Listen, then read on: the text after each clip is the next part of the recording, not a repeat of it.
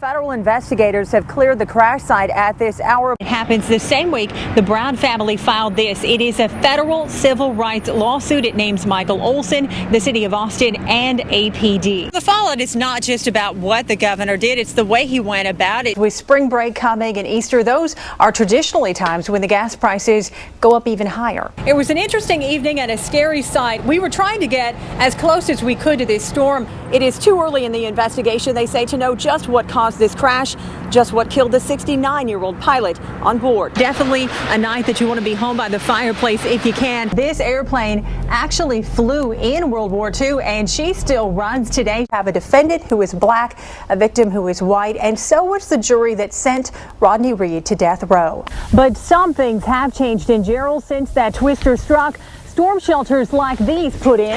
Come tomorrow, Blue Santa himself will be in this very seat. Whoever takes over as the next chief is going to take over a department that's under investigation by the Federal Department of Justice and under fire from critics following last week's deadly officer-involved shooting. We have our own in-house legal expert following this case. CBS 42 reporter Rebecca Taylor is a former criminal trial attorney. So, Rebecca, why do you think the jury came up with 55 years? Well, Ron and Judy, I think it was somewhat maybe of a compromise among the jurors, trying to figure out what that number should be and also what the goal of sentencing should be. You know, the defense really trying to get the jury to focus on rehabilitation as the goal. They tried to put on the high school friends and the family to show here was a salvageable young man with no history of violence, but a debilitating alcohol and drug addiction. I think the jurors weren't just looking at rehabilitation. They were looking at deterrence. They wanted a lengthy sentence to make sure Colton Petoniak couldn't hurt anyone again for a very long time. The crux of the case against Michael Scott was his confession. Remember, there was no physical evidence that would link him to the crime scene. No DNA, no fingerprints. A lot of that trace evidence was destroyed in the fire. What prosecutors had was his confession.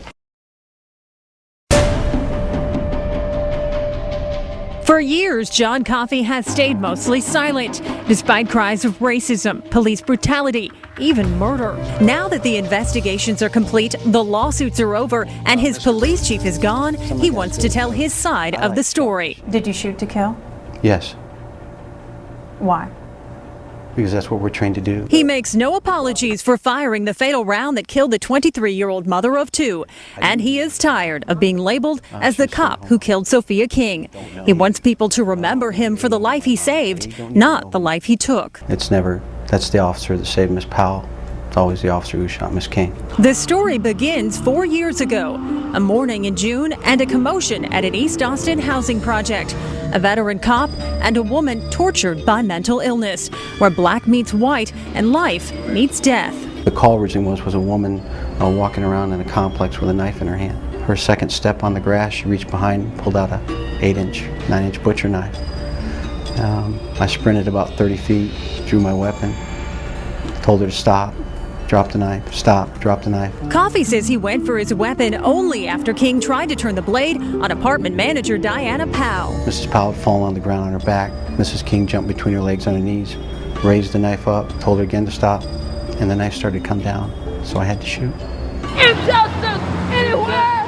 Injustice everywhere! He says critics who argue he should have aimed for her wrist watch too much television. When you're talking about, well, we're going to shoot to wound or to shoot the knife out of their hand, which just isn't realistic, you're also betting what?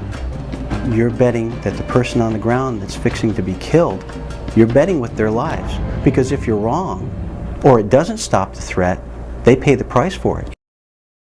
Petoniak claims hard liquor and a handful of Xanax robbed him of his memory the night he admits he pulled the trigger and killed Jennifer Cave. I have no idea what happened that night. His answers on the stand, a series of I don't knows and I don't remember. Who put those hands in the bag? I don't know. How long did it take to cut off her head? I don't know. How long did it take to cut off her hands? I don't know. But since the trial began, prosecutors have been trying to shore up testimony to show Petoniak is lying about just how drunk and how high he really was. Did he seem intoxicated on drugs or alcohol to you? No. Okay. Questioning witnesses who saw him that night and the hardware store owner who sold him a hacksaw the morning after. I smelled alcohol, but he didn't act intoxicated. No. That's important because to get a murder conviction, prosecutors have to prove Petoniak intended to kill Cave. But there are no eyewitnesses here, and prosecutors have offered no real motive for murder, even though the defendant has offered no real explanation of what happened. This area is known for its tree-lined streets, but today the trees were actually in the streets, and in some places they came crashing down a little too close for comfort. Nothing unusual about kids climbing trees in the backyard, unless the tree is now in the living room. I'm not really scared of thunder or lightning or hail or anything, but then the tree fell and I was sort of scared.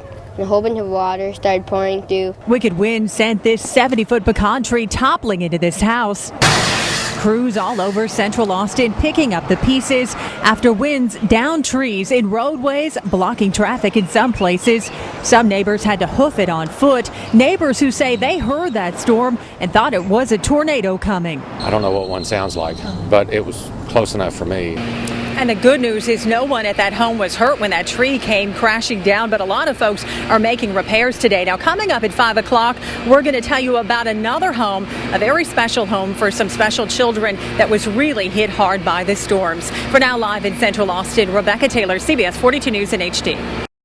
Central Texans lined the roadways to welcome Lady Bird home. We're going to start on the very corner. The tiny town of Johnson City put on its Sunday best today, putting out flowers, putting up flags